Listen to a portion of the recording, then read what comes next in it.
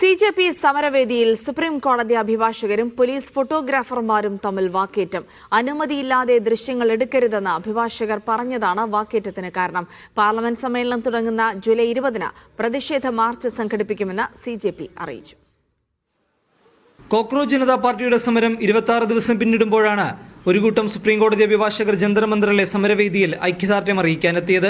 അനുമതിയില്ലാതെ ദൃശ്യങ്ങൾ എടുക്കരുതെന്ന് അഭിഭാഷകർ പറഞ്ഞതോടെ ഇത് ഞങ്ങളുടെ ജോലിയെന്ന് പോലീസ് നിയോഗിച്ച ഫോട്ടോഗ്രാഫർമാർ മറുപടി പറഞ്ഞു. പിന്നാലെ വാക്കേറ്റമായി.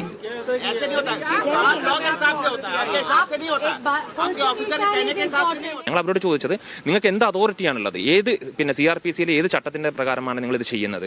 ആ ഉത്തരവ് കാണിച്ചു തരാൻ വേണ്ടി പറയുന്ന സമയത്ത് അത്തരം ഉത്തരവ് കാണിച്ചു തരാൻ വേണ്ടി പോലീസ് ഉദ്യോഗസ്ഥർക്ക് സാധിക്കുന്നില്ല. തീർത്തും നിയമവിരുദ്ധമായ രീതിയിലാണ് ഈ പ്രക്ഷോഭത്തെ അടിച്ചമർത്താൻ വേണ്ടി ഡൽഹി പോലീസ് ശ്രമിച്ചുകൊണ്ടിരിക്കുന്നത്. അഭിഭാഷകരായ ഷഹദാൻ, ഫർസത്ത്, PV ദിനേശ് എന്നിവരുടെ നേതൃത്വത്തിലുള്ള സംഘമാണ് എത്തിയത്. 16 ദിവസമായി നിരാഹാരം നടത്തുന്ന സോനം വാങ്ചുക്കിന്റെ ആരോഗ്യനില മോശമായി. നിരാഹാരം അനുഷ്ഠിക്കുന്ന വിദ്യാർത്ഥികളുടെ ആരോഗ്യനിലയും മോശമാണ്. മീഡിയ 1 ഡൽഹി.